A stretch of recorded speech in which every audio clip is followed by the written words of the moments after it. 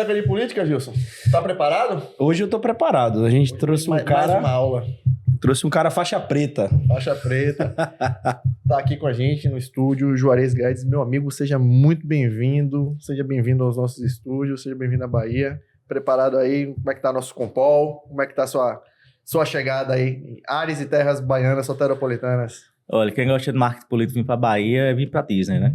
É, mais ou menos isso. E aí a oportunidade está com muita gente boa, não só de conhecer no Compol, mas também do mercado, pessoas que já têm uma relação, que são profissionais que eu admiro muito, assim como eu admiro o trabalho que vocês fazem, né? Quem é entusiasta da comunicação política sabe o desafio que é ter palcos para que os profissionais possam falar, trazer a sua trajetória, falar sobre o seu pensamento, sobre a sua ideia sobre comunicação e marketing político, e o que vocês fazem aqui para o nosso mercado, e eu falo não só para a Bahia, não só para o Nordeste, mas para o mercado brasileiro é muito importante. A gente fica muito feliz, um elogio desse vale bastante, né? Mas assim, Juarez... Já começamos bem, né? Começamos elogiando assim, aí eu vou ficar muito cheio já. Já fiquei lisonjeado. Não, o papo de marqueteiro é cada um fazendo marketing. Boa. Porque a gente combinou aqui antes de começar a gravar. Veja só, até nesse papo aqui antes você cita, né, que você veio da comunicação tradicional, né, da TV e a comunicação normal, antes de migrar para o marketing político. Como é que foi essa... Você falou comunicação normal, porque a política é normal. A política é normal, cara. E quem vem para ela também tem que dar uma investigada aqui. Né? Haja coragem, né? Mas a gente é corajoso. Como é que foi essa virada de chave, né? Como é que você falou assim, bom, esse nicho aqui eu me encaixo, porque hoje você é notável dentro do cenário, é um cara que ganha prêmios internacionais. Como foi essa virada de chave? Isso, na realidade, toda a minha construção acadêmica, enfim, desde o início, era focada em comunicação política. Porque nós, nordestinos, vivemos política muito presente, né, no nosso dia a dia, desde sempre. Meu avô, que eu carrego o nome, tinha uma relação política, né, ele tinha um hábito todos os sábados receber amigos e debater política. Então, desde criança, eu cresci muito nesse ambiente político e desde muito cedo eu me apaixonei por televisão. Eu me lembro e recordo que na minha infância, praticamente toda, eu dormia até terminar a programação, que a geração atual não sabe, mas a programação da televisão terminava, entrava um colobar, né, um barra clorida, enfim. E aí eu tinha essas duas paixões e isso foi me colocando para comunicação política. E aí eu faço o curso de publicidade pensando em comunicação política, mas logo no início do curso surge uma oportunidade para ser produtor em uma televisão, de um programa específico, e depois eu começo a me apaixonar, eu já era apaixonado pela TV, esse dia a dia da TV foi me sugando e eu fui tendo a oportunidade também de crescer na carreira. Então, muito rapidamente eu ocupei cargos executivos e isso foi me tirando desse plano inicial da comunicação política. Mas isso muito presente, eu trabalhava a médio prazo, não era nem longo prazo fazer essa migração. Sendo que eu acabo ascendendo muito rápido a posições de gestão que tira você daquela possibilidade também de jogar tudo para o alto, né? Sim. Eu estava no momento que eu faço essa transição, eu era diretor superintendente de um sistema de comunicação, com rádio, TV, enfim, portal. E aí surgiu uma oportunidade, que era um programa da casa que eu concorri a uma eleição classista, e aí eu indico a agência, dou diretrizes macro, e aquilo acaba não fluindo. Eu estava 10 anos sem tirar as férias, eu fiz, vou tirar 30 dias de férias, vou fazer tua campanha. E era como se fosse uma grande brincadeira. Sim. E na prática aquilo deu certo, chamou outra campanha. Trabalhar, cara. Bom, gosta de trabalhar. Mas é que tá, pô, a gente trabalho, é muito sério o que a gente faz, a gente se dedica muito a isso profissionalmente, e o preço da comunicação política é alto. É muito alto, a gente sabe o desgaste que é uma campanha política. A gente pega a saúde, né? Não, a gente perde 5 anos de vida por eleição, fácil. Então, é um processo desgastante, atenção, 24 horas/7 o tempo todo. É muito pesado, mas é apaixonante, pô. É muito apaixonante. Então, essa primeira experiência, e depois isso acaba acontecendo muito rápido. Era um ano ímpar, no outro ano na eleição municipal, e depois esses resultados foram positivos dessas eleições classistas, uma eleição de OAB, enfim, cresce. Começou a vir muita gente procurar. E aí eu decidi fazer um salto. No momento eu ainda fiz um processo de transição, mas depois eu mergulhei para fazer campanhas e literalmente mergulhei. Eu saía pegando tudo que era campanha. Como naquele momento não era questão financeira, era questão de viver aquilo que eu me preparei, né? Sim. E é que tá, né? A relação dentro de sistemas de comunicação, grupos de comunicação e política é muito próxima, né? Sim. Então, você tá sempre ali muito perto. Então, eu tinha muita conexão, muita vivência, enfim, no ambiente político. E também tava numa vitrine, né? Isso lhe permite também lhe dar autoridade. Mesmo mais jovem, eu já tinha um background, eu sabia de onde eu vinha, Claro. entendeu? Agora você deu início com campanha de OAB, campanha classista. Classista. Não, campanha classista a gente já fez 30 e cacetada na agência. Porque já é uma loucura. Vencemos né? todas, absolutamente todas.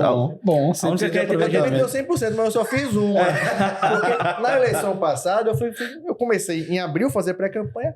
Aí quando chegou no final, não, vamos pegar a campanha de OAB, que o negócio é tranquilo, é de boa. Vai, É a maior loucura que eu fiz na minha vida. Olha, eu costumo... tranquilo, eles disseram. Eu ia falar, assim, você já começou pelo mais pesado, porque a classista você está falando para um público seleto que mas não tem nem conversa. Ou você acerta, você não tem margem de erro. E você ganhar todas, assim, para mim é surpreendente. Mas é que tá. Hoje, inclusive, a gente continua pegando. Quando a gente vai para o ponto de vista de negócio, em tese não Sim. compensa, mas eu particularmente gosto porque ela é uma campanha que exige muito da gente. Ela geralmente não tem tanto recurso para pesquisa, ou até tem quanto pesquisa, mas é quantitativa, as quais já são mais dificuldade, tem uma dificuldade maior. Você tem um distanciamento até mais agudo do dia a dia de quem faz parte daquela classe, daquela categoria, do cotidiano da instituição. Hoje a gente lida com isso, esse desinteresse total da sociedade com a política, e aí eu uso a eleição classista como um grande laboratório. Exato, porque a gente trabalha nos recortezinhos, né? Um grande laboratório. E a gente faz coisas muito diferentes. Por exemplo, o Prêmio Camp, na edição passada, foi uma campanha de OAB, foi ouro, foi a melhor campanha institucional do país. E esse ano, uma campanha que a gente fez para a Universidade Federal da Paraíba. Foi a segunda campanha que a gente fez esse mesmo grupo. A primeira a gente ganhou, mas Bolsonaro escolheu o terceiro colocado, teve 4%. Nossa. Dentro daquele processo lá de reitores, né, que ele escolheu, que ele teve a oportunidade de escolher, na lista tríplice. E nessa agora venceu e foi uma campanha que a gente... E é que tá low cost total. Total, não tem verba essas campanhas. Então é a criatividade e a partir ali do elemento... É pra engrossar o couro mesmo, né? Você faz pra poder... E é pra fazer o que você falou, o laboratório. Exato. É hora de fazer alguns testes e falar, ó, isso funciona bem. mais carga quando você vai fazer a campanha eletiva de político. E é que tá, eu tenho duas coisas. Primeiro, que é o conceito de aprender permanentemente, que exige a comunicação política. Então, você estar sempre ativo, isso é importante. Validar essas possibilidades. Imagina, eu não faço com irresponsabilidade. Sim.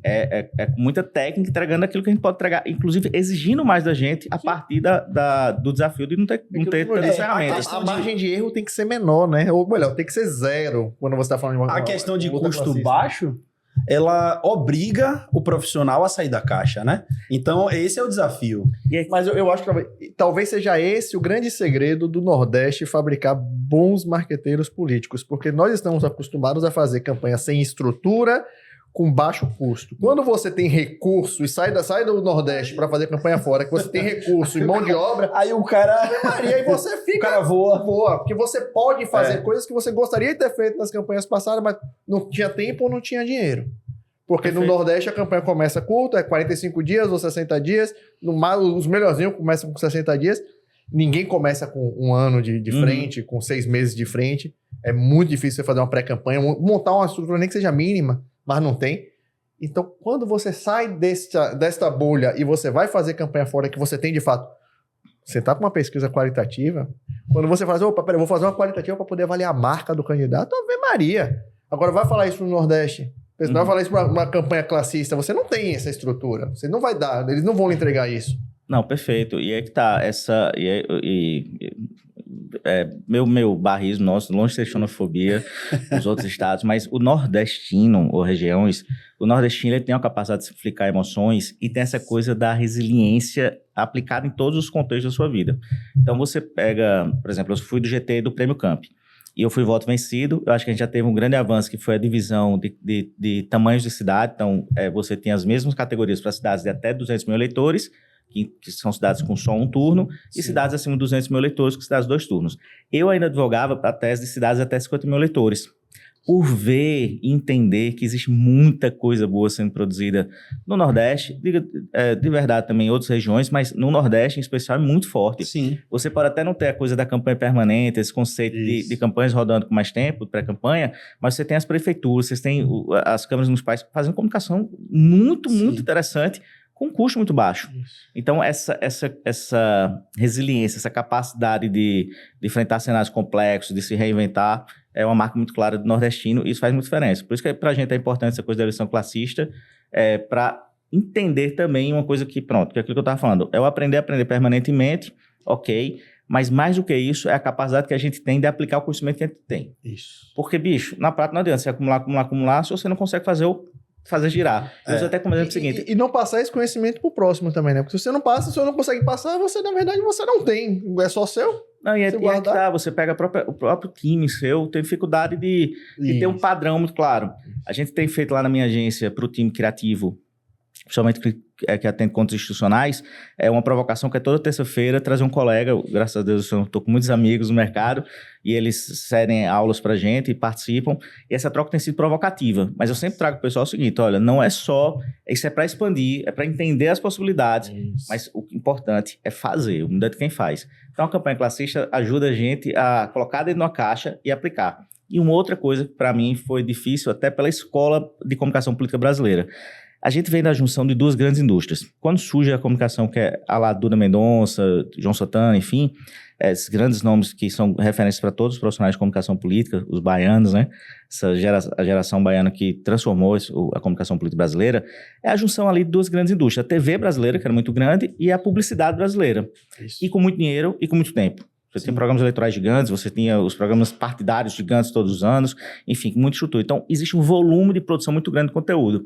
E a gente é muito seduzido por isso, brasileiro, né? Sim. A gente faz vários filmes, a gente faz muitos esportes, faz muita coisa diferente.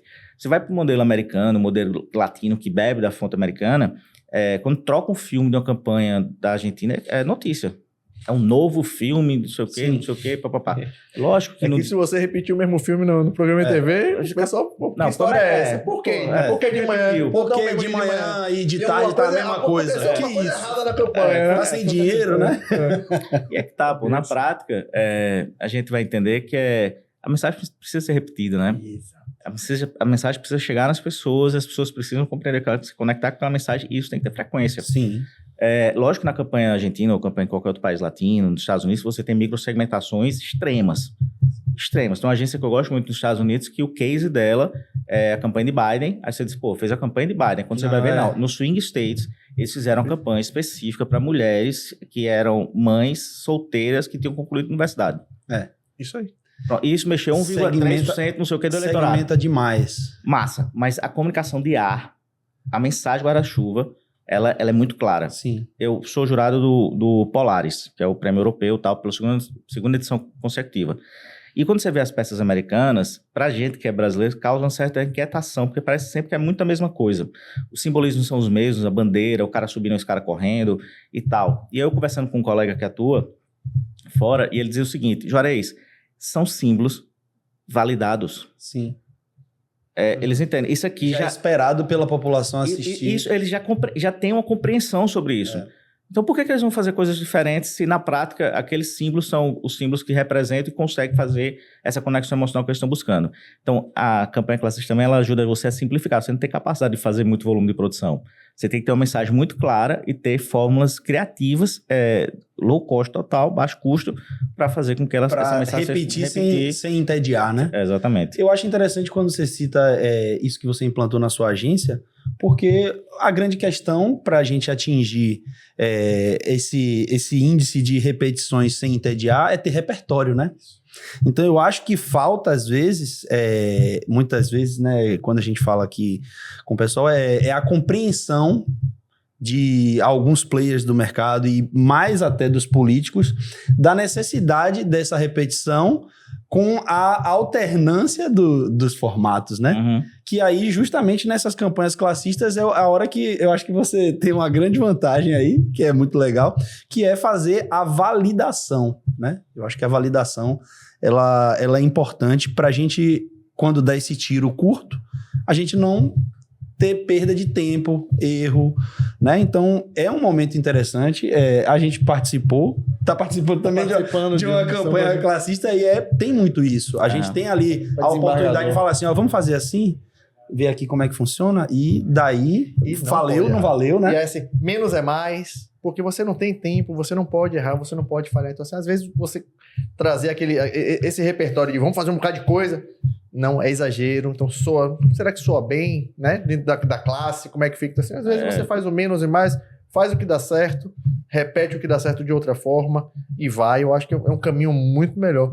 Você falou da questão da diferença de cidades, né? De cidade pequena e cidade grande. Certa feita, uma prefeita me contratou. Ela falou, Paula, a cidade aqui só tem 15 mil pessoas. É uma cidade tranquila para fazer, dá para fazer por um custo mais baixo. Eu fiz, prefeita, com todo o respeito. Se eu brigar com uma família, você perde a eleição. Assim, é muito mais difícil você fazer uma campanha pequena. Então, quem acha assim, que fazer uma campanha de uma cidade pequena é mais fácil? Muito pelo contrário.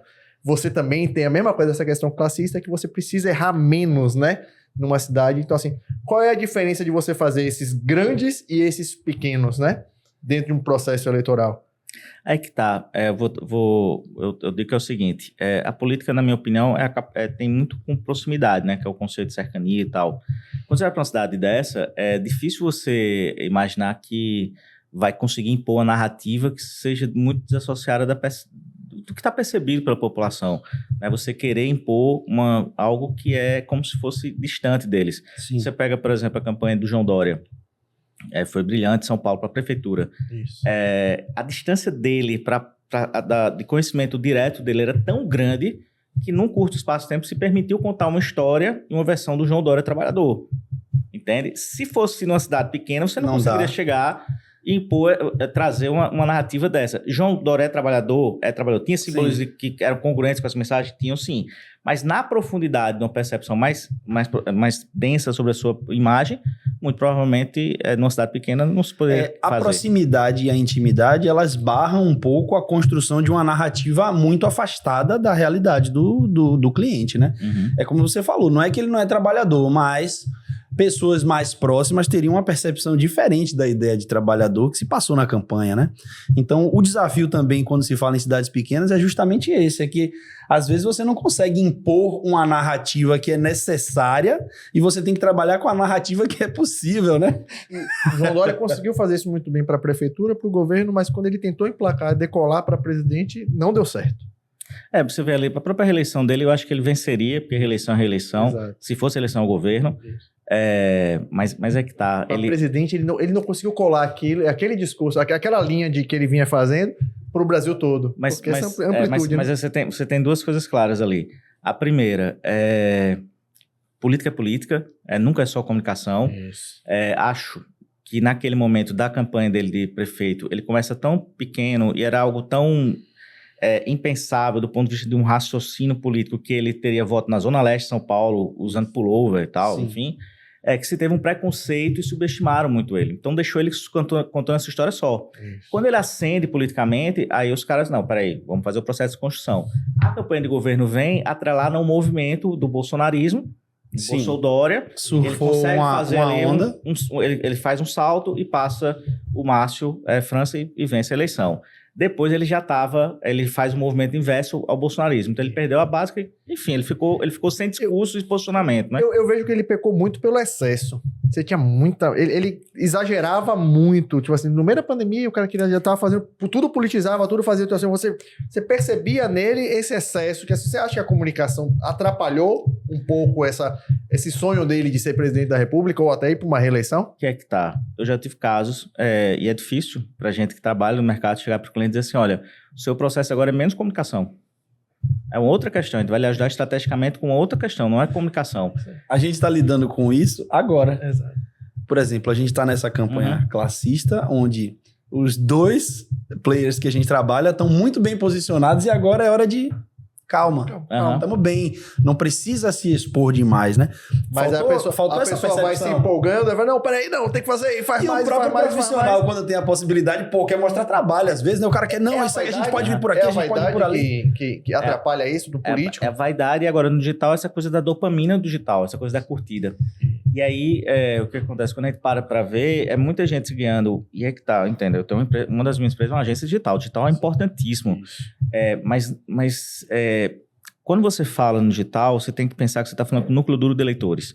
Lógico que você vai expandir nesse núcleo duro, mas às vezes, essa coisa da métrica traz uma necessidade para o cliente de querer ter um grande alcance.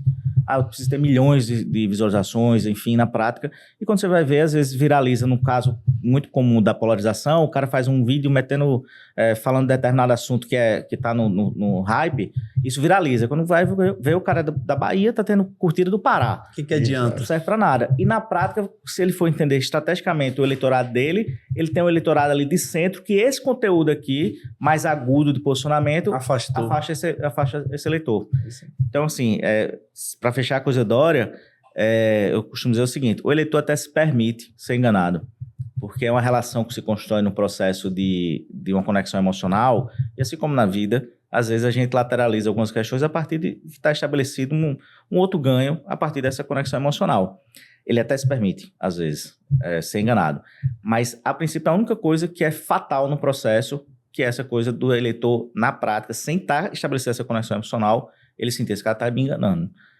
Isso, para você depois construir um processo, é muito difícil de conexão com esse eleitor. Para desfazer isso aí Dizem que o eleitor adora a traição, mas detesta o traidor, né?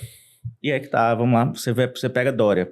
Ele teve um espaço, uma lacuna, e começou a construir a sua narrativa. Essa narrativa foi ficando, no processo eleitoral curto, não tinha mais como desconstruir, mas na hora que as pessoas param para ver ele com a lupa, o ataque de desconstrução era muito forte, contundente, porque realmente faltava lastro nessa projeção de imagem aqui para segurar o João Dória trabalhador. Quando ele subiu para ascensão para o governo, ele na verdade não estava consolidado, não tinha terra firme ali, então... Isso, e é que tá... Quando ele sai do bolsonarismo e vai para o processo, de fato ele despenca. Aí ele perdeu qualquer posicionamento, congruência de projeção de imagem. Você fala muito de emoção, de coração nos seus conteúdos, suas palestras.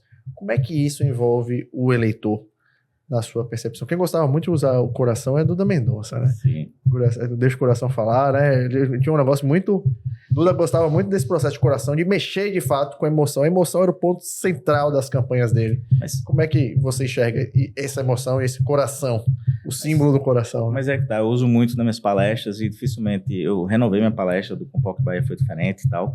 Mas é o seguinte, eu nunca tiro uma frase do Antônio Gutierrez Rubi, que está no livro Gestionar as Emoções Políticas, que ele fala, a gente pensa o que sente e vota naquilo que sente.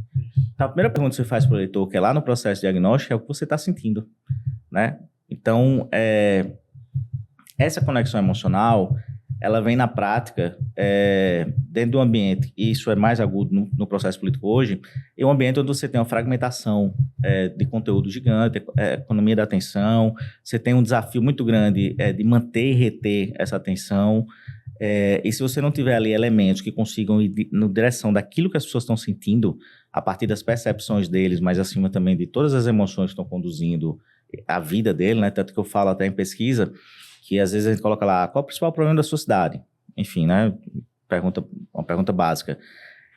Eu gosto muito de fazer essa pergunta, mas a pergunta para mim que acaba norteando estrategicamente é qual é o principal problema que você e sua família enfrentam vivendo nessa cidade? Você traz para aquilo que ele está sentindo na pele. Ele pode até reverberar. O problema da cidade é a segurança pública. Sei que no cotidiano dele não é, porque na rua dele é iluminada, a rua dele é tranquila, tem uma delegacia na ponta, aquele não é o problema da rua dele. O problema dele é outro. E quem vai mover esse voto é quem tem a capacidade de resolver o problema da cidade ou o problema da família do cara. E o que eu tô falando não é assistencialismo, tá? Eu tô falando de entender de política pública, né? Quais são os sentimentos que estão ali presentes e como você pode se comprometer a melhorar aquela qualidade de vida para atender aquelas demandas que estão postas ali a partir de processos emocionais, porque as pessoas não têm mais, ninguém tem mais densidade de parar para raciocinar. Ninguém vai pensar assim, eu vou votar, mas deixa eu ver como é que está a educação da Bahia. Sim. Vai abrir lá o site do Ministério para saber as notas, o IDEP, como foi a evolução. Se existir uma margem muito pequena, não é mais que influencia a eleição. Sim. Né? E se fizer o cruzamento dessas informações, você encontra o ponto, né, certo para você comunicar. Qual é a maior percepção da população num termo municipal? Agora, qual é a percepção do cara no termo pessoal? E começar a fazer esses subgrupos, criar formas de comunicar com essas pessoas diferentes, segmentar a sua comunicação, elencar quais são as que foram mais faladas e as que foram menos faladas em pesquisa, né? A gente aqui fala muito porque a gente tem até um parceiro, né, que é um instituto de pesquisa, que é o Data Census, que ele sempre está abastecendo a gente com dados para a gente poder trazer para os debates e tal, e a gente fala muito isso, porque ainda existe uma cultura muito grande entre os políticos de pouca pesquisa, porque o cara acha que é dinheiro jogado fora, ou pesquisas com um espaço muito grande dentro do processo, poucas qualitativas mais baratas, Exato. pegar a pesquisa que alguém fez para fulano e abrir e olhar, e isso assim, eu acho que é um veneno para a estratégia, né? Eu acho que é uma coisa que envenena o resultado final de uma Um estratégia. exame mal feito, na verdade, Que vai aí dar o você- diagnóstico mal feito. Né? Você tendo acesso a poucos dados, você vai viver de percepção, achismo, chute, e a estratégia ela pode estar dialogando com as pessoas sobre algo que não tem nada a ver. Eu tenho até uma experiência na última eleição que o pessoal tinha essa deficiência do ponto de vista de contratação de pesquisa e tal, e eles tinham uma percepção clara de que o adversário, por ter sido secretário de educação, e a educação era péssima, e aí eu insisti, bati até a gente ter uma qualitativa. Quando saiu a qualitativa, nem 1% da população reclamou de educação. Não lembra. Nem lembra. Não, mas é que tá, velho. Eu costumo dizer até em palestras, quando é para federações de municípios e tudo, eu digo assim, olha, a maior estupidez que uma gestão pode fazer é não fazer pesquisa. Porque você se achar senhor, dono de toda a razão do que move ou não move o eleitor, no caso o cidadão, é um equívoco muito grande. Então a pesquisa, ela nunca é cara. Vamos lá, cidade de 30 mil habitantes, 40 mil habitantes, uma pesquisa de 30 mil reais, uma pesquisa qualitativa, Sim. entende? E isso vai lhe dar clareza sobre como as pessoas estão sentindo e vivendo naquela cidade. Sim. Quais são as reais demandas dela, e aí do ponto de vista técnico estratégico, para poder desenhar um modelo de comunicação para se conectar com ela, entender quais são as emoções que elas estão tendo. Exato. Inclusive, quando a gente fala isso, é lógico que você tem às vezes um sentimento macro, um sentimento de interseção mais intenso e amplo na sociedade, mas existem várias camadas emocionais, eleitor que vai se mover dentro do mesmo processo eleitoral, por raiva, ou por esperança, ou por convicção, que hoje a pauta ideológica ela traz isso, né? É Flamengo e Vasco, Sim. Bahia e Vitória, então ninguém Sim. vai votar no outro lado porque faz parte de um grupo, enfim. Então, a pesquisa ela é um investimento mais barato que qualquer gestão pública pode fazer. Qualquer gestão pública pode fazer, é o mais barato. E quando a gente vai comparar com outros gastos que se fazem com festa, com outras coisas, é irrisório. Irrisório, né? Irrisório. E eu não entendo qual é essa resistência, né? Eu acho que às vezes até um medo de quebrar um pouco as próprias impressões e o que eles imaginam. Uma coisa difícil é você abrir uma qualitativa na frente de um candidato e mostrar para ele qual é a percepção das pessoas. Essa é uma das tarefas mais difíceis de uma campanha. Ela já teve cenário que o candidato ele estava tão deslumbrado com o processo, porque a política, pronto, tem uma frase de Napoleão que ela é tão óbvia, mas é interessantíssimo, porque ele diz o seguinte: a maior virtude de um líder é conseguir chegar aos fatos com clareza. Isso. Mas é muito difícil, cara, pra ele, porque ele tem círculos de influência dele, que ele pensa que tá todo mundo vivendo aquilo ali, que ele é o Deus, que ele é um príncipe, que ele foi ungido. Que ele é maravilhoso, que é a melhor gestão do mundo. E era um cenário tão importante a gente fazer quebrar isso. Acordar o cara, né? Eu coloquei pra assistir o Grupo Ali. Ele vê as pessoas falando diretamente. sobre ele. Eu fiz uma Isso é uma leitura boa. já uma certa feita de um candidato que também era esse negócio. O cara era rei, né? Até quando eu fui contratado pelo filho dele, ele olhou pra mim e falou assim: eu não preciso de marqueteiro, cara. Nunca precisei de marqueteiro, não vai ser agora. Eu falei: não, fique tranquilo, eu tô aqui à sua disposição, seu filho tá pagando, eu tô aqui. Quando eu li a qualitativa pra ele, a família virou e falou: Paulo, você falou coisa pra ele que ele nunca escutaria na vida. Eu falei: mas não fui eu que falei, quem falou foi o povo que tava ali na qualitativa, eu só li o que aconteceu na qualitativa. E é que tá, eu particularmente tenho uma máxima que é o seguinte: eu não douro a pílula, não. Não tem. A realidade é a realidade. Exato. E é que tá, qual é a vantagem de você fazer pesquisa com frequência? Vamos lá, uma por ano já é muita coisa para quem não faz nada. Exato. Uma por semestre é excepcional. Sim. Para poder modular, calibrar a gestão, enfim. Tempo é essencial. Tempo é essencial para você fazer as correções. E quando a gente fala de pesquisa, diagnóstico de gestão, é correção de gestão. Não é simplesmente... Não é só da comunicação. Não é costurar, você agora vai fazer vídeo estilo fulano, estilo ciclano. Não é isso.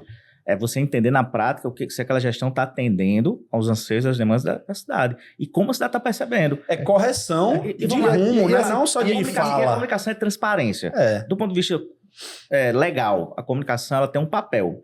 Então, se você pega numa cidade e o cara faz grandes investimentos em educação e acha que aquilo ali é muito importante e a cidade não percebe, tem uma falha de comunicação. Sim. Porque se é o que a cidade demanda, está tendo investimento, a cidade precisa saber que os recursos que ela paga de imposto Está sendo canalizado. Está canalizado para aquilo que eles querem eles têm como demanda. Entende? E aí, nesse momento, é importante o profissional que não doura a pílula pelo seguinte, porque você pode falar do ponto de vista da comunicação, você está canalizando dinheiro aqui, você está investindo aqui, isso é perceptível, a gente tem informações e dados mostrando, gastando energia com mas as pessoas não estão entendendo isso, então corrige o rumo da comunicação. Mas também é importante porque às vezes o cara está canalizando muito mal o recurso e não tem comunicação que salve, porque o que adianta o cara gastar milhões em educação, mas tá faltando professor, tá faltando cadeira, tá faltando merenda porque tem algum problema no meio do caminho e a comunicação ela não vai resolver isso. E o detalhe muito grande que o Juarez falou, tipo assim, você precisa de tempo pra fazer isso. A gente não tá falando de uma moto, é um transatlântico, pra você fazer uma curva, você demora um pouquinho mais. Então assim, não é uma coisa assim, vamos virar aqui e mudar, você não muda da noite pro dia. Então assim, você tem que ter essa percepção e você tem que mudar, enquadrar, alinhar com o discurso que vem e fazer essa rota vagarosamente, porque as pessoas não compreendam que você está dando um cavalo de pau ali para poder corrigir um erro. E ter essas séries históricas também é importante porque você consegue mostrar como o seu trabalho está corrigindo a percepção da coisa, né? Só que, infelizmente, ainda existe essa cultura de não querer dados, mas, assim, é excepcional quando você tem um político que acredita em pesquisa. Porque você consegue mostrar por A mais B, nosso ajuste foi a partir do mês tal. Veja aqui como a coisa está mudando de lá para cá, né? Tem uma série histórica. Você vê que as cidades que são case hoje de gestão no Brasil, praticamente todas elas, as grandes cidades, elas têm aquela operação de quase um CRM estabelecido com o cidadão, que o cara foi atendido, aí faz a pesquisa para saber a satisfação dele.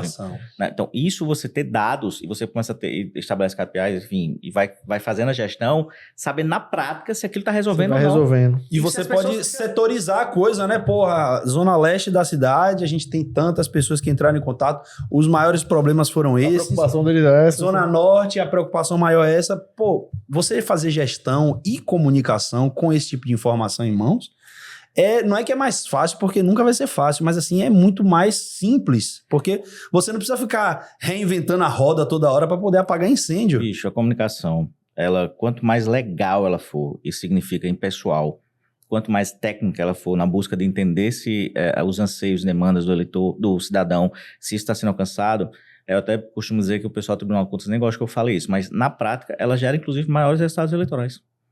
Quanto mais legal ela for, quanto mais ela for tecnicamente correta. Perfeito. Primeiro, porque ela sai daquele patamar de persuasão, de falar para núcleo. E vamos lá.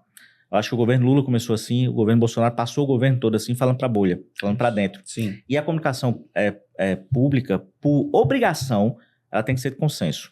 Ela tem que falar com a cidade toda. Ela tem que falar com todo. E aí que tá. Se a gente fala isso aqui, não tem nada. Aqui tá 100% correto. É a gestão falando com pessoas que provavelmente não iriam consumir o conteúdo político de determinado gestor. Sim. Porque existe um ruído, existem as preferências, existe uma distância natural do processo do embate político. A comunicação pública funcionando da forma mais correta tecnicamente, buscando esse consenso, dialogando com toda a cidade, comunicando aquilo que está sendo realizado, buscando esse retorno a partir de uma mensuração com pesquisa, ela consegue, na prática, gerar resultados. É engraçado que o pessoal da Prefeitura de Salvador fala exatamente isso. Fala exatamente isso pra gente. Isso aí, rede social premiadíssima, comunicação premiadíssima, inclusive. TV, e aí eles falam isso, assim, tem muito seguidor de lá que nem vota no prefeito, mas que eles estão lá porque o serviço prestado pela rede social, ele entrega o que ele precisa enquanto cidadão. É uma crítica que a gente tem feito aqui de forma até meio que constante ao GovBR. Porque o que acontece? O GovBR começou a inserir demais o Lula. E aí você perde um canal de comunicação que seria sem Lula para conversar com pessoas que não gostam do Lula, porque quem quer ver o Lula tá lá no Lula, cara. Segue o Lula. Então assim, você pega ali o GovBR, que é um canal grande, poderia ser ainda maior, e você começa a pessoalizar na pessoa do presidente, e a galera que tá ali que não gosta dele? É complexo, né? É que tá, jamais falando do trabalho especificamente, os profissionais que estão lá, mas de fora a gente nota ali que tem duas correntes. Uma corrente compreende claramente o que a gente está colocando aqui, quando vem com campanhas que vem com símbolos macro nacionais, que fala dos brasileiros. Sim, entende? Que aí é perfeito. Que recorre, inclusive, a simbolismos que estão muito presentes em um campo que é distante do que é aliado ao governo. Exatamente. Isso aqui é comunicação pública pensando No todo. no todo, e da forma mais correta estrategicamente. Claro. E você também tem essa coisa de empurrar muito Lula ali, que você já vê que deve ser forças políticas ali atuando, porque aí você- pressionando. Você fala... É aquele negócio, de vez em quando o cara coloca o sobrinho do Claro, cara pra poder se meter, né? Mas você fala assim, você fala dos símbolos nacionais. Essa observação eu também acho perfeita, porque assim, ao mesmo tempo que ele brinca com símbolos nacionais que são símbolos nacionais da internet, é o cachorro caramelo, é a capivara, etc., ele vai para os símbolos nacionais que não tinham uma conexão real com o campo da esquerda. A bandeira nacional, o nacionalismo, o ufanismo, a defesa da soberania. Porra, tudo isso era uma coisa que não estava ligada à esquerda. Independente de dizer que eles são patriotas ou não, não é isso que eu estou falando, mas naturalmente isso estava ficando abraçado ao campo da direita. E aí os caras conseguem recriar dentro do GovBR essa aproximação, mas aí cai nessa coisa do sobrinho ou da esposa, não sei. Não sei, da esposa, talvez. Eu nunca avalio muito a comunicação institucional de instituições ou comunicação ou campanhas, porque eu sei que a gente sabe na prática que não é não é só técnica. Pô, seria o melhor dos mundos, Se né? fosse só técnica, seria o melhor dos mundos se a gente pudesse tá, cuidar do começo, meio e fim da rede. E aí aquele, no todo a gente abre mão, né? Vem pra cá, pra lá, tal, pra poder ajustar. E o principal eixo central você conseguir. Que é uma habilidade essencial pro marqueteiro. Saber a batalha que ele tem que perder, né? Não, e assim, existem até profissionais que falam assim, sua rede é minha agora, só entrego depois da eleição. Mas você não vai já chegar comprando essa briga, né? Eu acho que é difícil. Você tem que ter o jogo de fato, o jogo de cintura pra compreender. Toma aqui, pega aqui. Que é o lance, porque é o lance do tempo, que é tão importante pra gente profissional, porque você vai criando um elo de confiança. Eu tenho a satisfação hoje de ter clientes que eles praticamente vê tudo na ponta. Depois que já tá tão feito, alinhado, né? tão congruente. É a melhor coisa. Que são os propósitos. Mas isso só o tempo lhe entrega. Lógico. Isso é só o tempo lhe entrega. Você não vai chegar com 45 dias de campanha em agosto e criar essa relação para. Por maior que seja o know-how do profissional, por maior que seja a experiência, sempre vai ter alguma interferência do campo político e do pequeno círculo ali de confiança, né? Para tentar assessores que sabem e dizer como tem que fazer e tal. Sempre vai acontecer. Agora, é aquela coisa, a gente tem que saber escolher as batalhas. Tem coisas que você pode deixar passar porque não vai prejudicar. Perfeito. Né? Mas tem coisas que a gente também tem que ser intransigente. Tem aquela dica, né? É só quando ele publicar, você botar uma em cima que você mata a publicação dele e tá tudo resolvido. Mas assim, fica só a dica aí pra quem quiser. Ela publica lá e bota uma em cima, você matou a publicação que já foi, mano. E tá tudo resolvido. E é que tá, assim, eu particularmente, foi um exercício também, eu aprendi a ter uma humildade de entender que ninguém chega ao governo de um estado, ninguém chega ao Senado, ninguém chega à prefeitura de uma cidade, se não tiver conhecimento, se não tiver... É lógico que ele pode ter ali, às vezes, uma que a gente chama miopia do marketing, às vezes, que é aquela coisa, não vê os fatos com muita clareza, mas a opinião dele, para mim, é muito importante. Claro, isso só faz sentido. Boa parte dos nossos cases, boa parte não, eu diria que todos os cases da gente são cases que, na prática, boa parte do conteúdo gerado na rede social parece que o cara pegou o celular, falou e fez. Sabe? Ou foi... Ou é um terceiro olhar, não é algo mega produzido, enfim... Para mim é o melhor dos mundos pelo seguinte, eu costumo fazer uma analogia. Pô, por que uma pessoa segue, sei lá, a Beyoncé,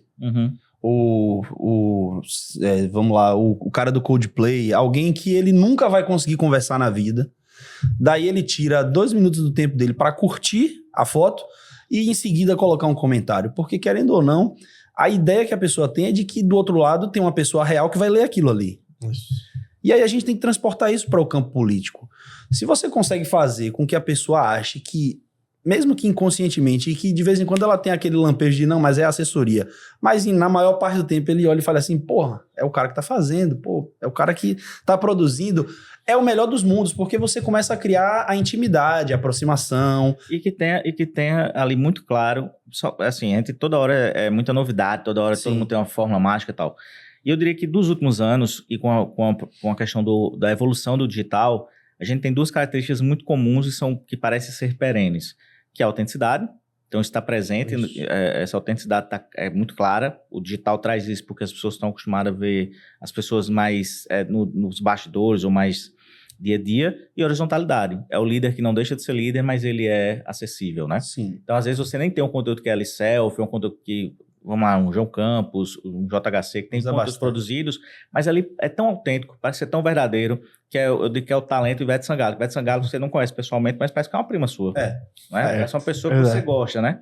Então, quem consegue ter essa capacidade de construir essa vinculação emocional... E a gente vê acontecer, aí você cita, né, por exemplo, o JHC, o João Campos, que são cases de sucesso, e que são pessoas que usam, por exemplo, esse formato. Vai fazer um vídeo como selfie e tal, e aí você vê uma galera, né, que vai nessa linha, mas que não consegue encaixar bem. Por quê? Porque fica claro que, às vezes, até tem um assessor segurando o celular. O cara não tem a habilidade, né? Só estica a mão, só então, assim, é o risco que a gente corre hoje no mercado, e é uma coisa que a gente falou até no pré aqui, da replicação de uma commodity. Sim. De um conteúdo que alguém olhou ali e falou, pô, vamos empacotar isso e transportar para fulano e beltrano. E aí? Mas aí, se você faz isso, você perde a autenticidade. Acabou. Que você falou, inclusive, que é fato. Mas é que tá. Eu acho que se o candidato não for autêntico, não é candidato. Vamos lá. Qual é a primeira grande vantagem da autenticidade? Porque a autenticidade, ela vai colocar ali ativos de imagem que são seus. Só seus. Se a gente está falando de um ambiente que tem fragmentação, que tem muito ruído, que não tem atenção, é como as pessoas vão lhe perceber se você está fazendo igual a todo mundo. Pronto. Né? Então, essa comodização, isso me incomoda muito. Toda vez que tem campanha, surgem, lógico que tem várias que a gente entra, várias que são para militância, e a militância gosta de se alimentar disso, enfim. Mas na prática, eu sempre coloco assim, certo, mas por quê? Por que a gente vai fazer? O que a gente vai ganhar com essa trend se a gente está replicando aqui? Beleza, tem a vantagem, pronto. Como é que a gente faz diferente do que todo mundo estava fazendo até agora? Como é que a gente pega essa mesma trend e faz diferente? Então, a partir dessas provocações, o próprio digital começa a pensar mais em conteúdo original do que embarcar na trend. Porque às vezes é mais difícil você pegar uma trend que já teve, sei lá, quantas aplicações e fazer uma versão dela diferente, que as pessoas param para prestar atenção. Eu até publiquei já umas 2 ou 3 vezes na minha rede, porque eu sou 100% contra essa história de entrei na trend. Eu odeio, sabe? Assim, odeio muito, não odeio muito. Eu cheguei a ser até meio ofensivo, eu coloquei até um gesto feio, mas não me orgulho, mas ok. Mas é o seguinte, o cara tá lá no gabinete, aí começa a pipocar uma trend, aí ele chama o assessor e fala, opa, aqui fulano fez, Beltrano fez, não sei o quê. Aí o cara replica igualzinho ao que todo mundo fez e põe, entrei na trend. Bicho, eu vou falar pra você, se minha mãe assistir um vídeo desse, ela não sabe que diabo é trend. Entrei na trend, o que é isso? Então, assim, falta talvez, isso que você falou é interessante, que é o seguinte, bom, como conecta com ele? Como eu vou fazer? De que forma eu vou fazer isso sem que fique vazio?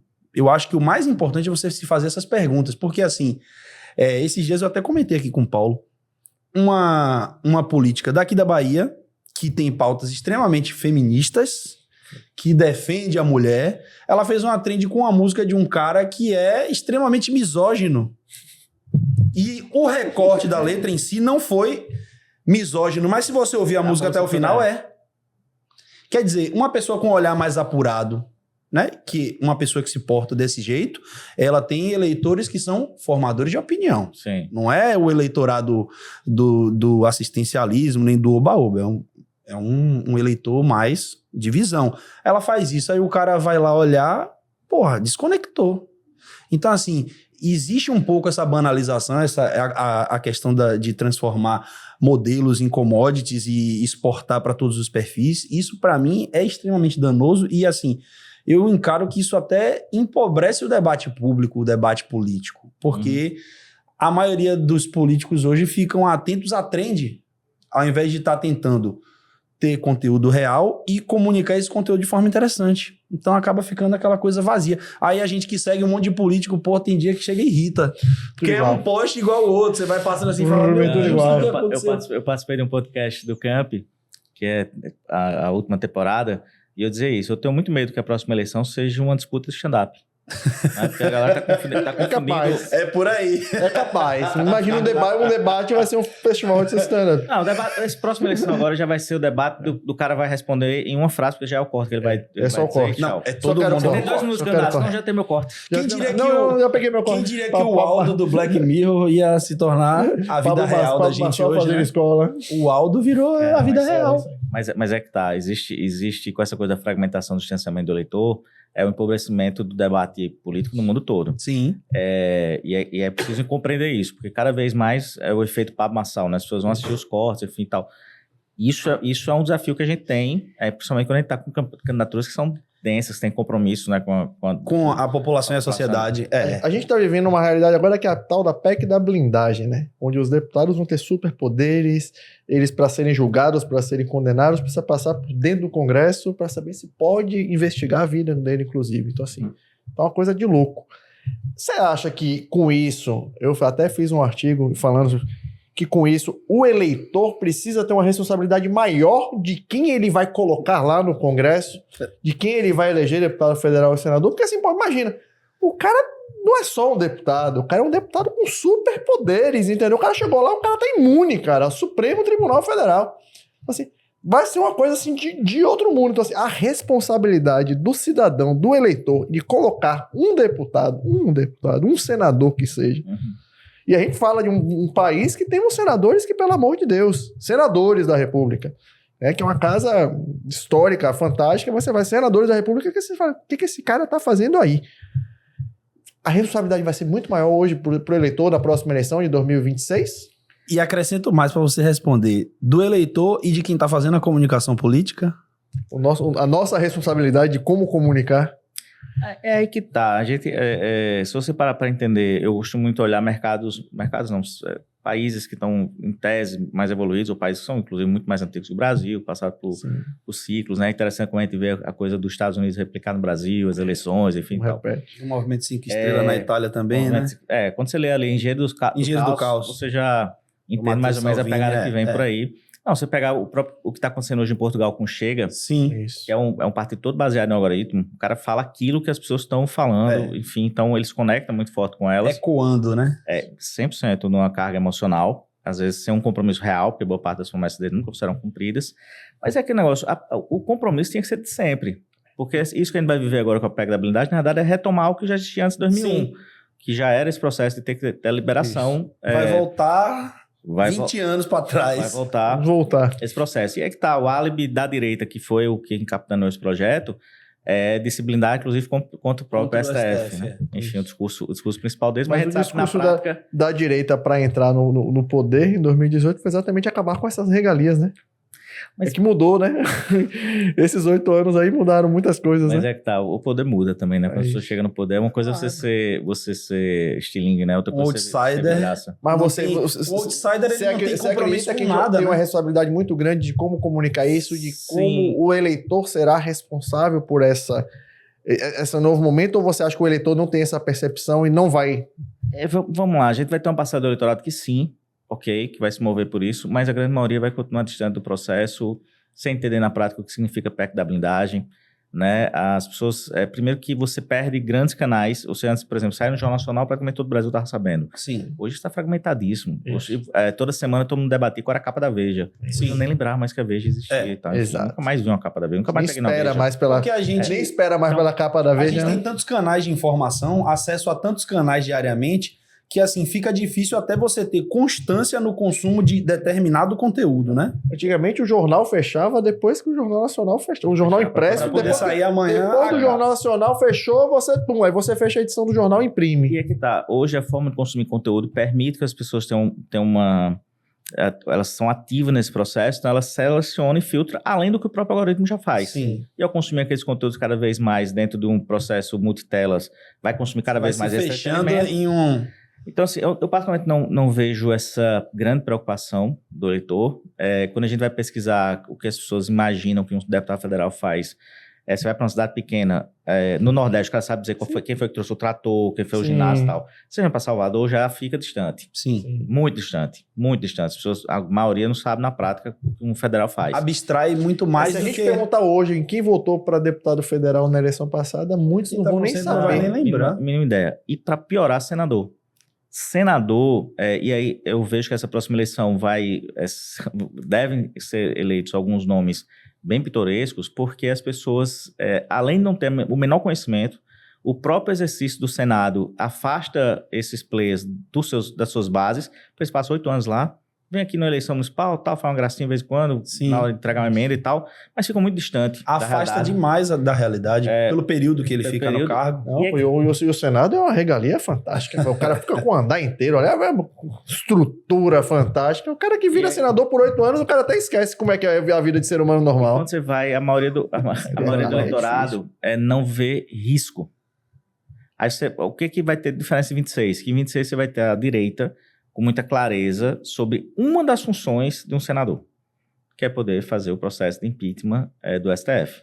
Então você vai ver a direita mobilizada. Só por isso. Em torno dessa Só questão. em torno de poder fazer o impeachment. Então vai ter um trabalho na direita em cima disso. Então você vai ter coisas, por exemplo, eu acho completamente surreal que um estado com tanta base bolsonarista, um estado que seja tão forte de direita, que tem tantos players de direita representativo, e um estado rico do Brasil, está absorvendo um estrangeiro, alguém do Rio de Janeiro, para ser candidato. Não, isso aí é surreal, isso aí é surreal. E quando você vê as pesquisas liderando, com uma boa frente a pesquisa. Então, você mostra como essa dinâmica de não perceber o que um senador faz na prática, o risco e essa coisa da polarização que vai ter ali um ingrediente que traz uma missão do senador. As pessoas agora já têm um passado brasileiro que sabe dizer, ele é responsável pelo impeachment do STF. Fora isso, o eleitor fica muito distante. Então, é um desafio para a gente vai comunicar. A gente hoje tem projetos de Senado que são candidatos assim que não é porque só são clientes, mas são porque eu particularmente os admiro e sei a capacidade que os caras têm de entregar muita coisa. E aí cai uma responsabilidade por quem tem um mínimo de zelo pelo Brasil, pelo que a gente faz na ponta. Não é só o business. A gente sabe que na prática o que a gente faz pode melhorar ou piorar a vida das pessoas e isso tem uma responsabilidade. Então, eu acho que o grande desafio não é trazer esse senso de responsabilidade, porque isso tinha que ser uma cultura cidadã, tinha que ser um negócio... É um processo que vai demandar tempo. Isso. Mas é encontrar pautas que consigam conquistar a atenção pela relevância e impacto real na vida das pessoas. E é normal, entra no ciclo do processo de comunicação política, entendendo o sentimento público, entendendo quais são as emoções que conduz aquele processo e fazer uma comunicação com uma mensagem relevante, que seja crível, coerente, e que tenha a capacidade de alcançar as pessoas através dessa conexão emocional, as convertendo em evangelizadoras dessa mensagem, para que se faça esse enfrentamento na conversação pública. Tudo que a gente faz é para gerar conversação pública na prática. Então, se a gente não conseguir uma pauta que seja relevante para esses players, que são players mais densos, com capacidade de representatividade real no Senado, na Câmara Legislativa Federal, a gente vai ficar perdido para quem, na prática, tem uma coisa que é relevante para uma parcela do eleitorado que pode ser suficiente para que eles vençam e ocupa esses espaços, né? Eu acho que é um desafio grande para quem não está alinhado a esse discurso que você falou sobre o campo da direita, que vai provavelmente bater muito nessa questão de regular o STF, de barrar projetos que possam prejudicar a liberdade de expressão. Eu acho que eles vão muito por esse caminho, né? Vai ser praticamente que um discurso unificado, né? Como eles sabem bem se organizar, inclusive, quando se fala em martelar a mesma pauta, alinhamento de pauta, né? É uma habilidade que eles desenvolveram muito antes do que o campo progressista. E eu acho que o grande desafio para os outros candidatos que vêm com outras pautas, né? Como você falou, inclusive pautas que são caras ao Brasil, pautas importantes, é entender esse jogo. Porque o que eu enxergo é que ainda existe muita gente boa preocupada em ter razão e não em ser ouvido. E isso está sendo prejudicial porque o campo que está só preocupado em ser ouvido está crescendo, né? E aí, assim, tem que se abandonar um pouco esse academicismo, tem que se abandonar um pouco esse excesso de técnica do ponto de vista político e começar também a avançar nessa questão de conquistar a atenção das pessoas para que o embate ele seja um pouco mais equilibrado, porque hoje a gente sabe que a esquerda ela perdeu o campo progressista, ele perdeu grande parte dos seus locais de organização, Igreja Católica, sindicatos, todos eles foram enfraquecidos, isso é natural, e a direita ela ganhou muito espaço de organização, as igrejas neopentecostais, os podcasts de empreendedorismo, os grandes influenciadores, eles organizam pessoas em torno das pautas deles, né? Então eu acho que para que a gente tenha mais políticos que trazem substância ao debate, é muito importante que eles entendam, e isso não é se rebaixar, eu acho que às vezes eles pensam um pouco disso, né, de que, se eu entrar nesse jogo eu tô saindo do meu papel.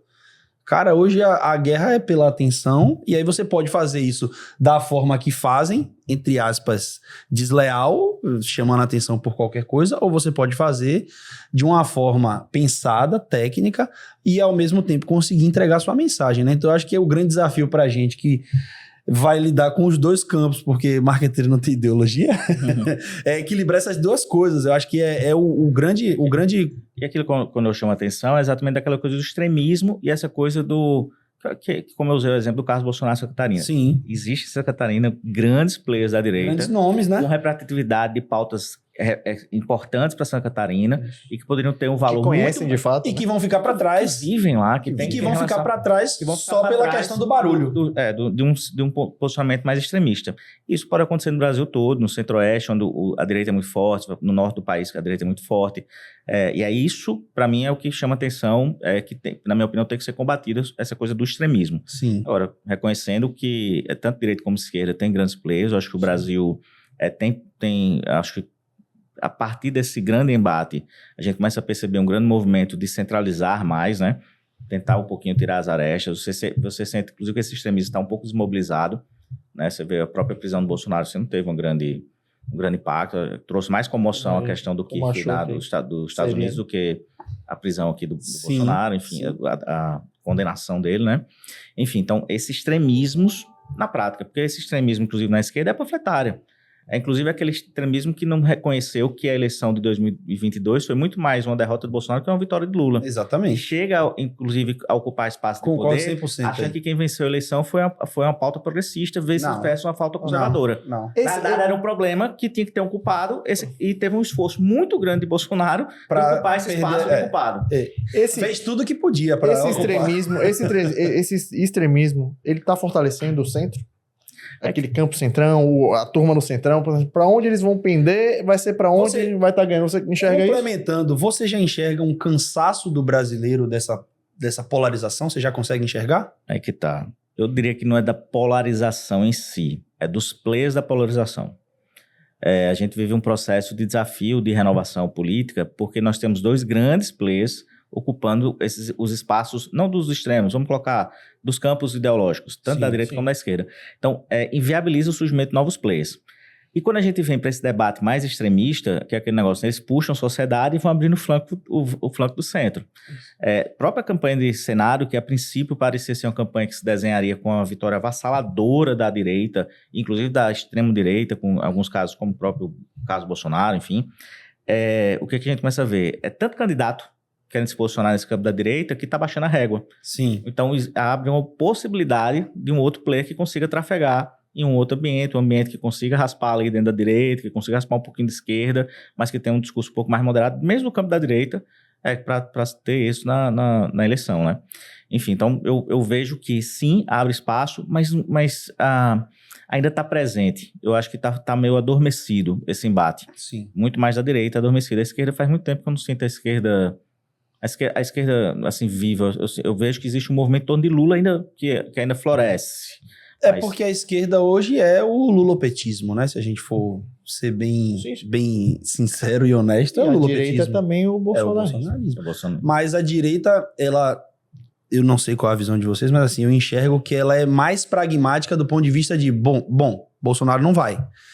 Quem tá travado nisso são os bolsonaristas, mas quem tá ao redor, né, já rifou o cara. E que isso foi um erro de Lula em 2018 de ser candidato até o limite. O Bolsonaro, ele não vai sangrar até o último dia, porque nem vão deixar, hoje, né? Ele já está se construindo uma candidatura em torno de outros nomes, que não o Bolsonaro, há um ano antes da eleição, tipo assim, que vai ter uma solução para um problema que o Haddad sofreu. É uma discussão que aconteceu muito antes no campo da direita aqui, como o Paulo fala, que no campo da esquerda não rolou. Era tipo, Lula até um minuto. Mas é que tá, existem diferenças gritantes de modelo de liderança política entre Lula e Bolsonaro.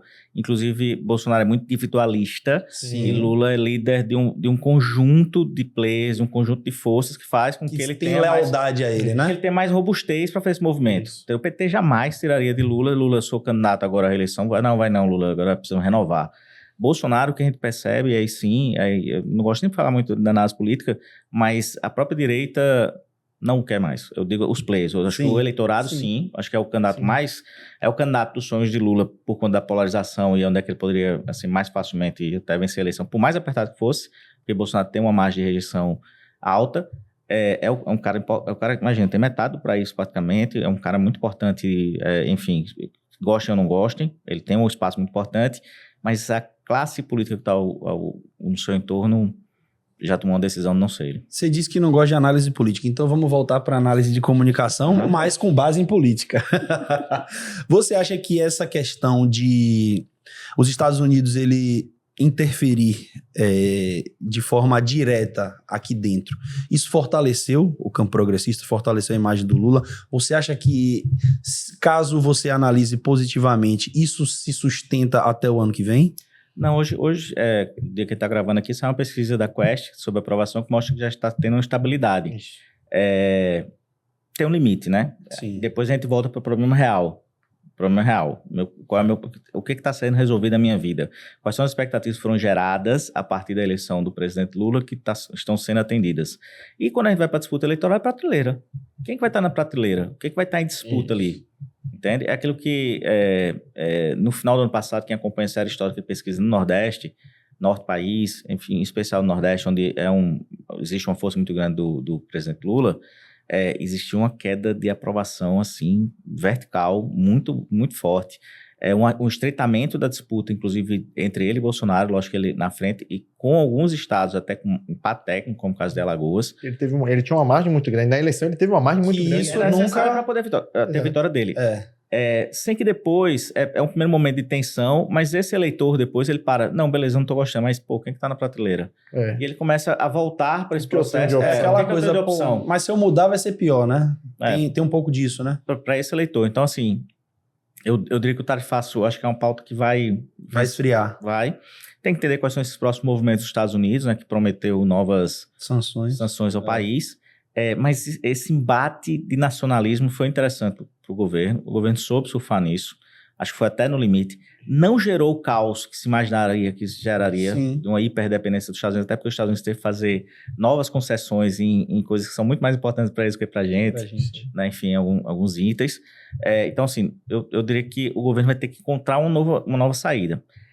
Eu já advogava uma tese de que uma das pautas que o governo tinha que ter uma ação muito rápida era a questão do enfrentamento da segurança pública, que é hoje o principal problema do país, tá em todo lugar. Você tem as organizações criminosas muito estabelecidas, facções, em todo lugar, sendo dominadas por essas facções, e aquele movimento que você tem ali de enfrentamento ao PCC em São Paulo, ficou muito claro para mim que já é um movimento com... Você imagina, né? A gente tá falando de 45 bilhões de reais sendo movimentados, né? Você tá fechando a torneira, na verdade, então, ali, né? A ação ali foi um detalhe. Aí o Trump acabou ajudando uma pauta positiva para o governo, que é o seguinte: esse movimento de reconhecer como organizações terroristas as facções, o narcotráfico, de uma forma geral na América Latina, e esse posicionamento ali na Venezuela é um indicativo, quando a gente vê a geopolítica mundial, é um indicativo de um avanço dos Estados Unidos, de uma tentativa de avanço dos Estados Unidos na América Latina, para ter questão de territorialidade e utilizando como pretexto o enfrentamento do narcotráfico. Então, não só no Brasil, mas você vai ver outros países da América Latina fizeram vários movimentos muito intensos de enfrentamento para frear esse avanço, né? Essa questão de interferência externa também, eu não sei se é a sua percepção, mas também alavancou outros temas. Eu acho que o governo ele soube surfar um pouco nessa onda aí, para falar de outras coisas também. Então, se atrelou a nacionalismo o fato de você cobrar de quem é mais rico, se atrelou a nacionalismo o fato de você mexer com imposto de renda.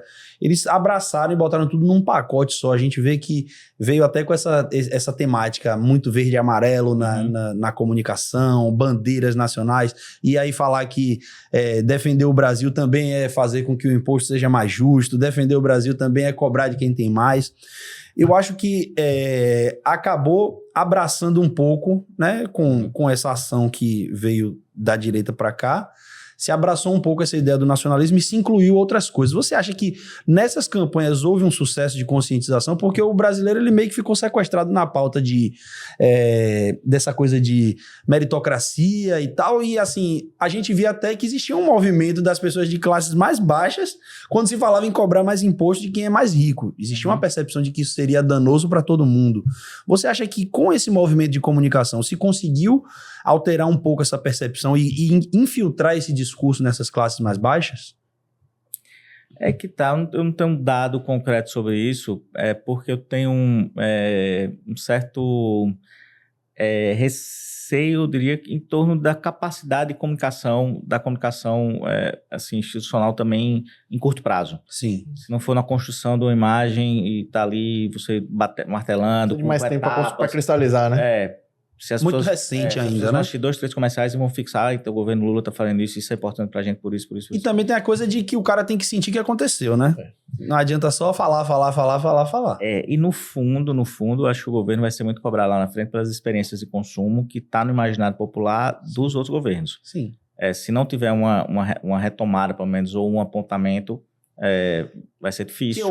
Eu acho que muito do que o nordestino tem de análise negativa é que a volta do Lula parecia resgatar 2003, 2004, 2005, 2006, que foram anos de prosperidade, né? Eu acho que tem muito a ver também com isso, porque a pior coisa que existe para um eleitor é a expectativa frustrada, né? O cara tá ali, ele acredita que vai acontecer e de repente não foi nada do que ele imaginou. Isso daí acaba refletindo negativamente e eu acho que é uma coisa que é até muito mais difícil de que a comunicação ela seja um balizador e talvez um solucionador, né? Se o cara não tiver realmente essa experiência, como você cita, do consumo melhorar, ele não vai aprovar aquele governo e assim, se isso acontece, a gente chega em 2026 com níveis de aprovação bem baixos pro Lula, né? Que aí já começa a ficar... Ele sempre vai ser, acho que um player grande. Não tem como o Lula chegar num processo de reeleição. Fraco, né? Não existe. E vai depender da prateleira. A prateleira posta. Quem vai estar lá, né? Quem vai estar disputando com ele. Chegamos naquele momento do botar um temperinho nessa muqueca. A gente faz um quadro aqui que é bem simples. A gente bota uma pimenta de cheiro e uma pimenta malagueta dentro dessa muqueca. A pimenta de cheiro, a gente vai falar sobre aquela rede social, aquela comunicação que só faz o cheiro mesmo, mas não tempera nada, não dá nenhum ardor. E a pimenta malagueta, eu quero aquela comunicação que de fato é um exemplo bom, que é uma comunicação bacana, que vale a pena seguir, vale a pena pegar algumas referências dela. A pimenta de cheiro é aquela que a gente vai criticar aqui. Eu lhe ajudo a criticar, inclusive, porque eu gosto. Eu gosto. Agora sim, fala o nome da rede, porque senão eu vou ter que ficar adivinhando, aí me dá trabalho. Aí tem que falar assim, é a rede de fulano, porque senão eu fico aqui, é fulano, é ciclano, não sei o quê. Paulo gosta de nomes. Eu gosto de nomes, nomes é bom. Eu vou usar 2 nomes aqui que são, na realidade, referência para muita gente, que para eles, as redes deles funcionam, Sim. mas que para o restante da classe política são, eu acho que trazem muito mais malefícios do que benefícios. Que é esses 2 exemplos, o Manga e o Nicolas. Por que eu digo isso? Porque as pessoas acham que dá para ser Nicolas da noite pro dia, né? Dá para copiar 100% o que ele faz e achar que vai dar certo. Nicolas entrou numa, inclusive, agora de querer demitir as pessoas. Qual é o papel do deputado federal? Ele não tem nada para fazer no Congresso. Gosto muito do Nicolas, gosto muito da comunicação que ele faz, mas o papel dele agora é só demitir gente. Eu acho que Nicolas foi um dos... Ele entrou no oba-oba, eu acho que não tem lógica. Mas eu acho que ele foi um dos caras que, pessoalmente, ele não externou isso de forma explícita, porque isso tem uma série também de questões de posicionamento, mas acho que foi um dos caras que mais sentiram a condenação do Bolsonaro. Porque o comportamento dele, principalmente ali no Twitter, no X, é muito... Quando ele faz isso, ele foge do discurso político, ele tá vindo pra galera. Ele tá vindo pra galera. Ele tá vindo pro povão, pro discurso do povão. Até com uma frequência bem maior, assim, com um volume muito, muito grande de fretamento. Mas é que tá, não é nem uma análise da rede dele em si pra ele. Eu acho que pra ele funciona... A do Manga, inclusive, foi a minha pimenta de cheiro. Eu falei, porque assim, de fato, não comunica. Mas é que tá. Eu até concordo plenamente que pro Manga, acho que funciona. Ótimo. Pro Manga funciona.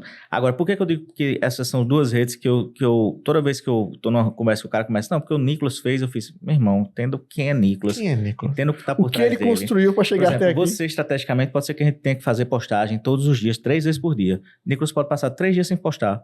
Não sabe por quê? Porque tem outras 5 milhões de pessoas postando conteúdo dele, repostando o que ele faz. Enfim, então, cada caso é um caso. E aí que tá. E ele até trabalhava com essa escassez. Mas ele faz isso, ele passa o feed, às vezes ele passa 2 dias sem postar. Agora que ele tá mais ativo, você falou de fato, eu percebi, é verdade. Ele sentiu o golpe. Aquilo ali mexeu com ele emocionalmente, sim. Ele tá bem agressivo, tal, mais direto, não, principalmente no Twitter, tá muito. E o Manga e o Nicolas, na minha opinião, é porque essa coisa da fórmula na comunicação política. Lógico que existem bases e existem premissas, que são inclusive premissas que vêm de muito tempo, desde o início do estudo da telecomunicação, que até hoje se perpetuam. Mas fórmulas mágicas não existem. Eu vou dar um exemplo. É muito comum a gente dizer assim, tem que ter legenda no vídeo. Ok, tem que ter legenda no vídeo. Eu acho que também funciona. Eu, particularmente, consumo muito vídeo sem áudio. Sem áudio. Isso é legal. Sem que Trump posta 200 vídeos com a mesma roupa, sem capa, sem nada, sem legenda na rede social dele. Aí o cara vai dizer, certo, Trump, certo, eu não tenho coragem de dizer que as pessoas que estão no digital de Trump não sabem o que estão fazendo. Estão erradas. Eu não tenho essa jamais teria essa audácia.